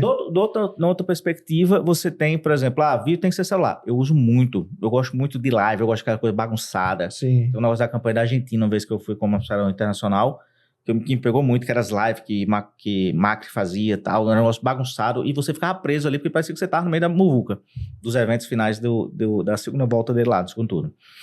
Sendo que você pega hoje o político que tem a melhor rede social, a melhor comunicação, que é presidente ou ditador, depende da perspectiva, que é o Nayib Bukele de El Salvador, ele faz produção cinematográfica, pô. Ele faz séries no Netflix pra mostrar uma prisão que ele vendeu, assim, foi minha pimenta malagueta quando ele me entrevistou, porque eu acho que ele encarna a ideia do líder e ele usa símbolos o tempo inteiro e a comunicação dele, como você falou, cinematográfica, transforma o cara num deus, que é a ideia que ele quer. Ali tem uma aula de comunicação política. Até, você já viu que ele tem uma roupa própria, uma camisa, que é um estilo de camisa própria, que é o formato, 3/4 aqui e tal. Bicho, ali é uma aula de comunicação política. Pronto, vai de contra quase tudo que as pessoas falam sobre o que deve ser uma rede digital aqui no Brasil. A forma que ele é filmado e fotografado, o cara parece sempre imponente. Ele tá sempre... Minha análise, quando eu passei para ele, foi justamente essa. Porque, assim, ele não quer ser um cara da democracia, o cara que ouve todo mundo, nem um cara bonzinho. Ele quer ser um líder firme, entre aspas, autoritário. Ele não tem medo de parecer isso, e parece mesmo. Eu não sei se você viu o vídeo do mercado que ele reformou. Cara, primeiro, o mercado é extremamente imponente, um mercado municipal. E assim, as imagens são... Você parece estar assistindo um filme de Hollywood, parece estar na Netflix. É aquela coisa assim mesmo, super produzida para mostrar poder, para mostrar força. E a gente assiste com olhos críticos e percebe, pô, tá feito para isso, né? E é que tá, as fotos dele são fotos todas produzidas, fotos tratadas depois, a periodicidade de postagem dele é distinta, enfim. Sim.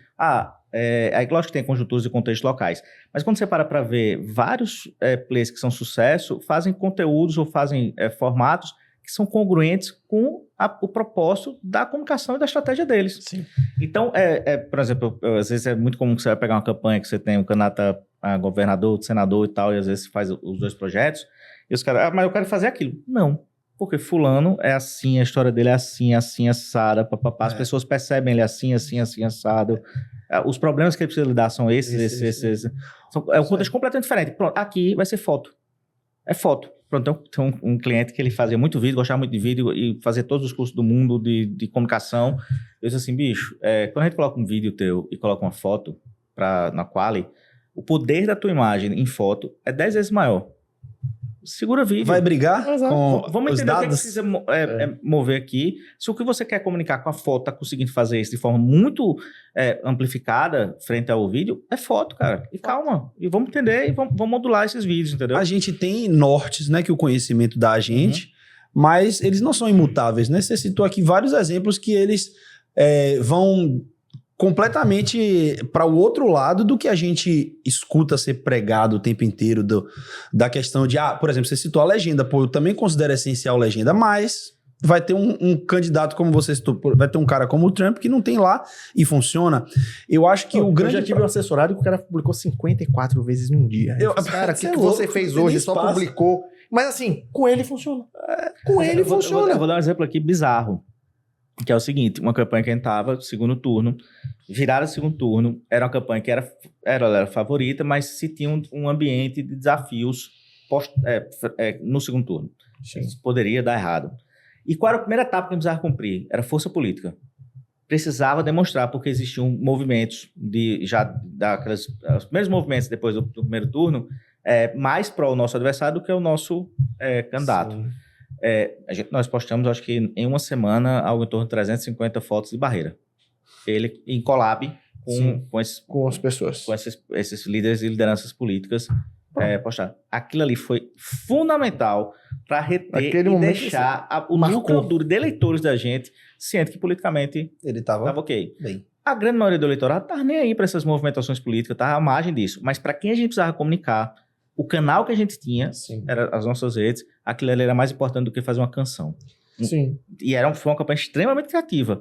Mas naquele momento, o que a gente precisava... Teve que ser duro. Mostrar a força, né? Política. Eu acho que o grande problema tá em a gente consumir conteúdos, né, do mercado e encarar aquilo ali como uma verdade absoluta. Sempre que alguém... E a gente vive hoje muito tendo que confrontar as dicas que são dadas, né?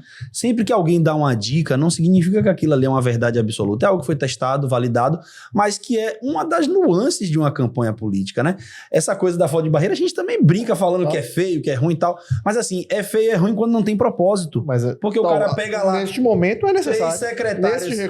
3 secretários que já estão com ele, que todo mundo vê todo dia com ele e tira a foto de Barreira. Para falar de uma reunião, que ninguém gosta de reunião. Agora, quando se trata de um apoio forte de alguém que vai mudar a visão do eleitorado, porra, funciona. Só que aí a gente parte dessa questão de que o mercado, né? Algumas pessoas escutam, foto de Barreira é ruim, então aí já, não pode, é proibido. Mas é que tem uma máxima, eu sou cheio de máximas.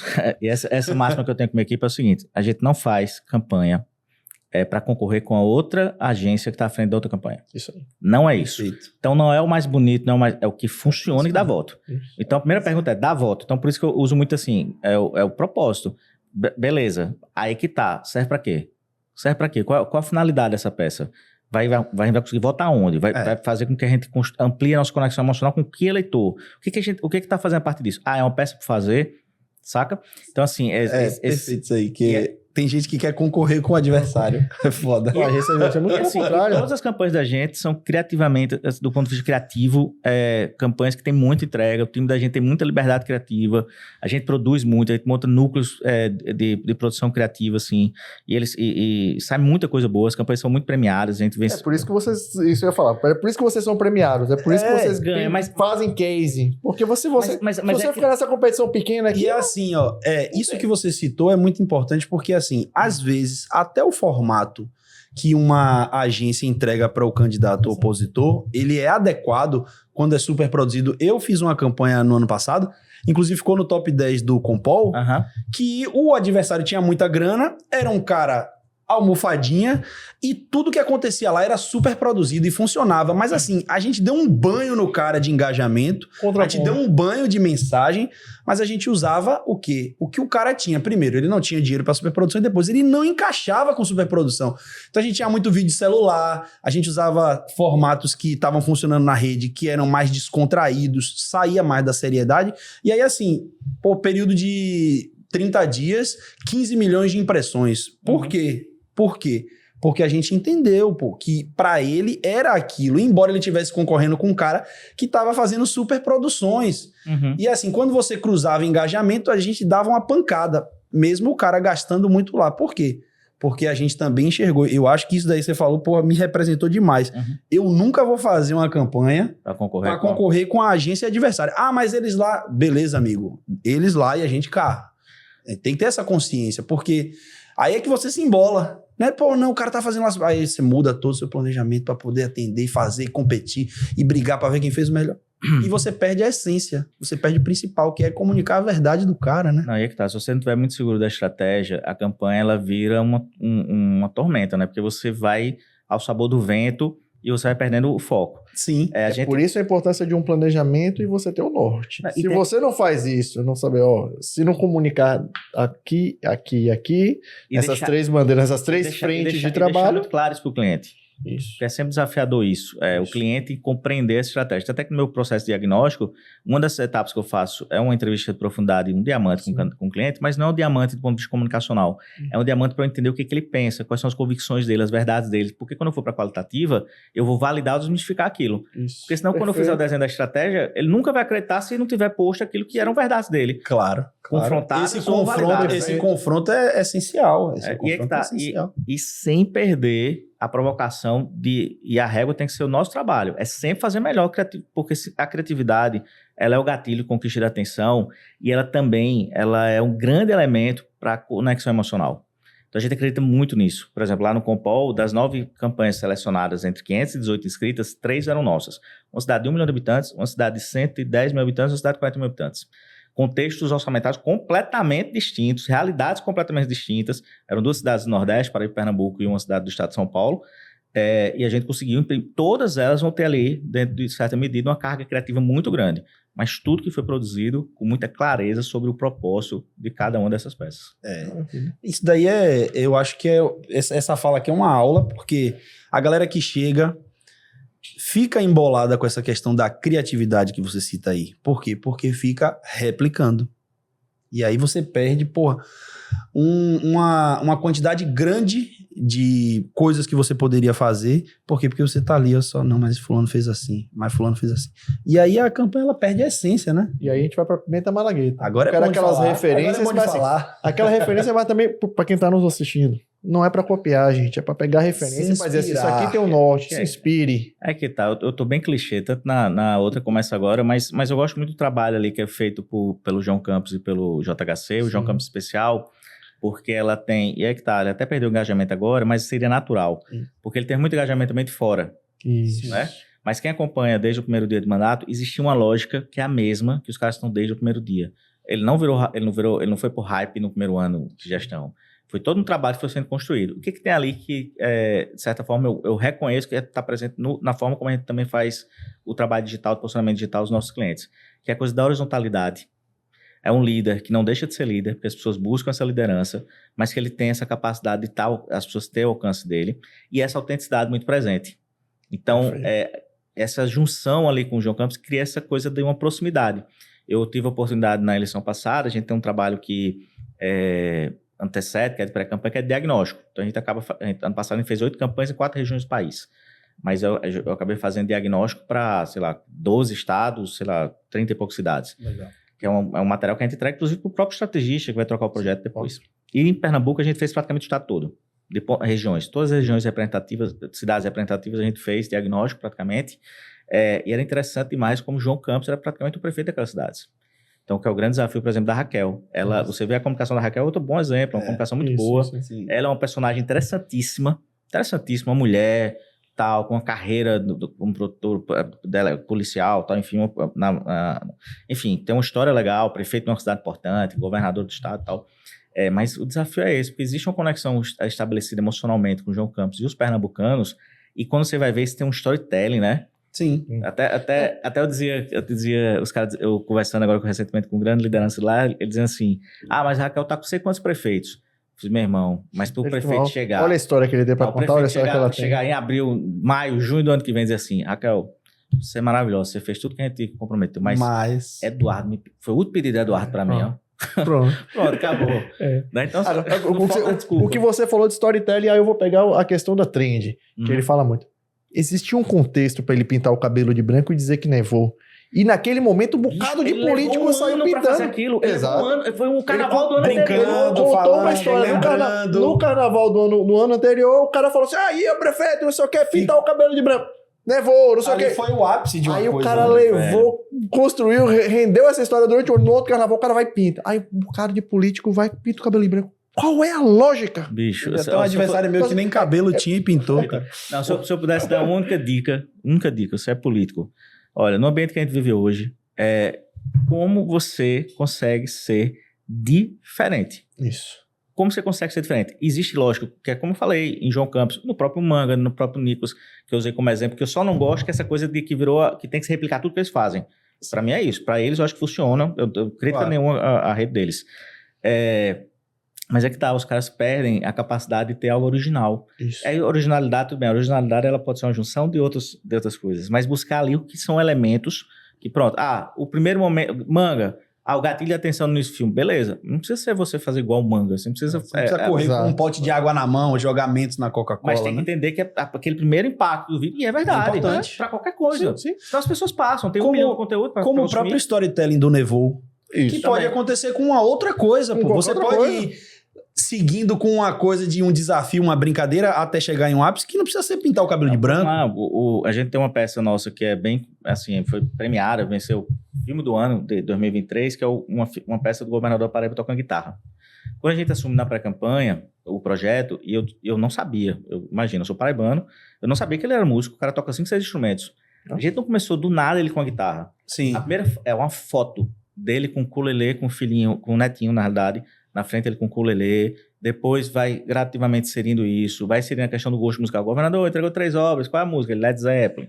Então vai aproximando para chegar no segundo turno Legal. Isso aí. com a validação de poder tocar a guitarra para o nosso eleitor no Núcleo Duro, tá? Sim. Isso Porque aí. mesmo no final da peça eu tenho que contar a história.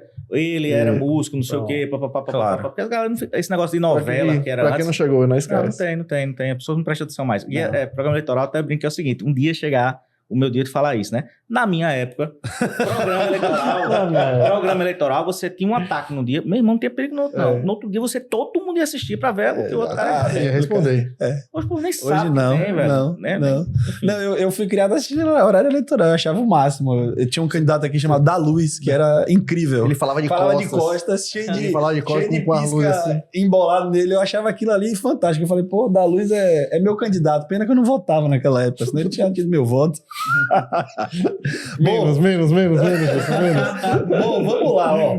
O Paulo já fez a parte dele, já lhe apertou aí, né? Que ele gosta disso, de pedir nome. Mas a minha parte eu gosto de nomes. Nome na mesa que é bom. mais tranquila, fique sossegado, tá? A gente vai fazer um ping-pongzinho. Tranquilo nada, que ele vai desse jeito, tá tranquilo, mas você se compromete com as palavras aí. A gente vai fazer um ping-pongzinho aqui. Eu vou lhe fazer algumas perguntas de cunho pessoal para conhecer o Juarez do bastidor do bastidor. Então, assim, ó, primeira, um político que você gostaria de ter feito campanha. Deixa eu ver um que já morreu pra não me comprometer. Boa saída. Boa. Um que já aposentou também, pode Não, ser? eu tinha muita curiosidade, enfim, era muito novo, né? Muito criança ainda, mas eu teria curiosidade de ter feito a campanha de Ulisses. Né? Entender como é que uma máquina política, alguém que tinha tantos simbolismos, enfim, né? Lógico que é uma eleição meio complexa ali, né? Muitos candidatos, enfim, né? Bem desafiadora, mas eu tenho interesse demais ali. Brizola também, eu acho que seria um bom nome. Brizola foi governador em 2 estados. Cara. Não, Isso é importante. 2 estados importantes. Isso daí é um feito, né? loucura. Você tem assim, cada referência, se você voltar um pouco pra você caçar essas coisas... O Ulisses, eu tinha aquela coisa, ele tem um simbolismo, né? Pelo menos reverbera até hoje. Claro. Né? Sim, claro. Eu tinha muito interesse naquele processo ali de entender. Mas... Se você hoje estivesse ensinando uma pessoa que vai começar no marketing político, qual é o seu principal conselho?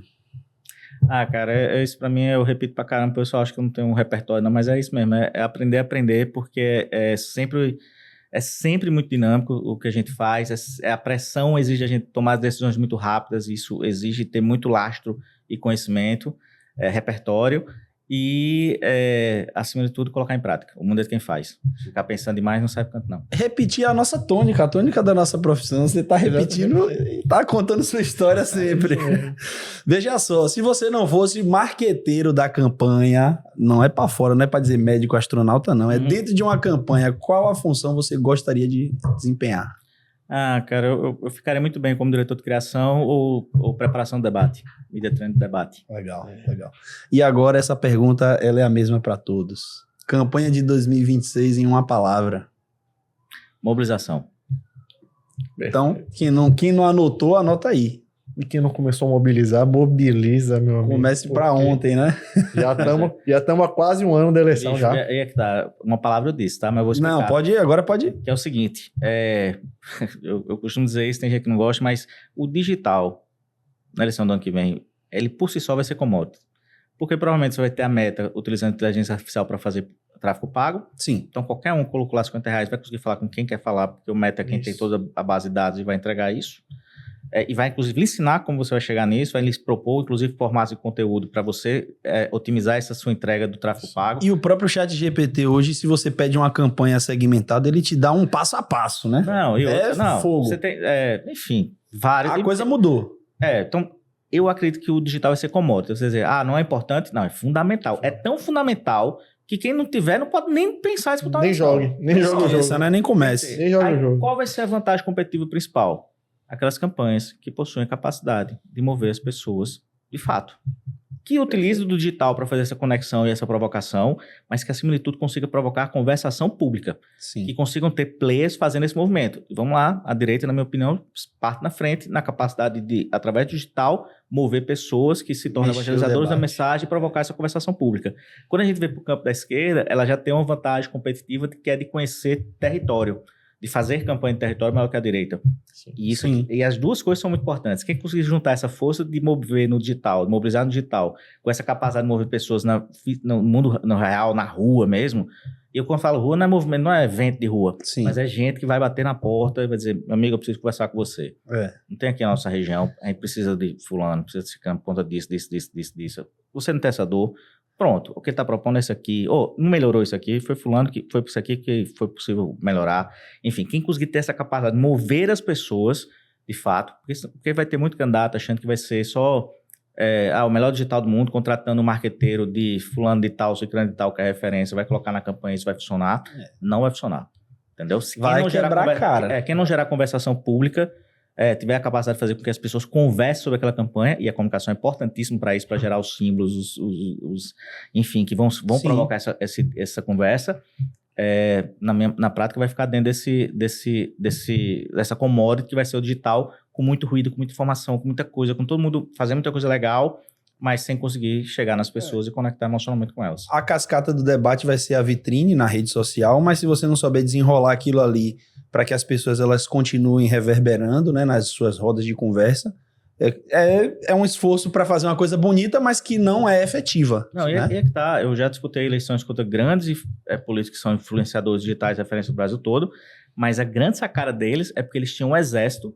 A gente está falando de um estado com milhões e milhões de pessoas, mas era um exército de 2-3 mil pessoas, que era o grande diferencial competitivo dele. Porque essas 2.000, 3.000 pessoas conseguiam mover outras pessoas e provocar essa conversação pública, espalhando essa mensagem dele, como se fosse esse efeito de reverberar, né, de você. E aí que tá, você amplifica essa mensagem, e essa mensagem provoca a conversação gera conversa. pública, essa conversação vai gerando depois um sentimento de Aí você se retroalimenta também do que foi falado e vai ajustando o discurso. Segue. E uma coisa também interessante é que a gente até conversou aqui com uma pessoa especialista que trabalha a mobilização, é você fazer esse conjunto de colocar essas pessoas na rua, mas você também ter aquele conjunto de pessoas que está ali fazendo a mobilização do digital, né? Que é não deixar as pessoas sem resposta, saber ter um playbook bacana para saber falar como candidato e fazer a coisa acontecer como se tivesse mesmo numa conversa ali e aquilo ali mobilizar grupos, mexer com o digital junto com essas pessoas de rua, que aí você toma conta e toma